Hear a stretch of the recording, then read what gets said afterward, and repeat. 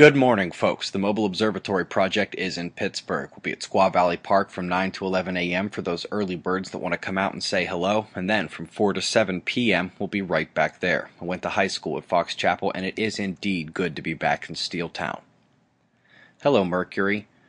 Goodbye, Mercury. Solar conjunction is over for him, and he's exiting the Soho-Lascaux frame.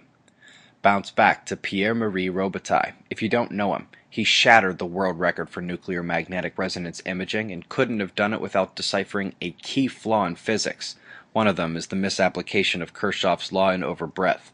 The truth allowed him to break records when they said it couldn't be done, and it will eventually reveal the non-gaseous state of our liquid star, and perhaps we're also a step closer to revealing what that microwave background radiation really is. Big Bang? I think not. I've linked the paper out just confirming that those Bicep 2 results were so not what was originally purported. Also got a great link for you here showing that those upper atmospheric flows that we're learning are so dependent on solar flaring are also a primary driver in Earth's significant weather changes. Hashtag solar climate forcing. Let's go around the world tying the precipitable water overlay to the low pressure systems.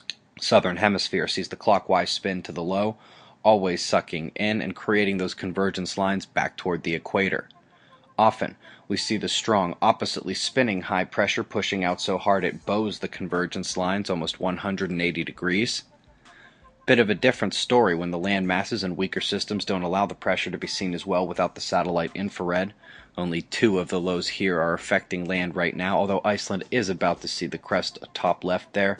If you're in a low-lying area, say in France, in the rain zone, southwestern convergence could send you some flash flooding during tonight's pop-up showers. Let's look at 24 hours of temperature delta in the United States. The warm-up east and the cool-down central. It's due to the surface winds here. The lows are north, but this is their convergence in the states, where the flow from the south meets the flow from the north, as always. Where they equalize their pressure, moisture, temperature, and electric potential is where the people below know full well there's something happening above. 2 solar filament eruptions, 2 impacts expected. However, we've got almost nothing so far. Last night we had some minor readings that may have been a very weak shock wave. It's also possible they were slower than expected, and we'll see something today. Sensitive magnetometers and electron flux don't lie. We're all calm geomagnetically. But also calm is our star. If you listened to Dr. Uyen in our Fly on the Wall yesterday, remember part 3 is open access, you know exactly why the star fell silent and also why the sunspot number plummeted. Incomers have negative umbras and positive surface features surrounding them to complete the superphotospheric loop circuit of those magnetic fields. The other incoming space weather watch belongs to the Earth-facing coronal hole.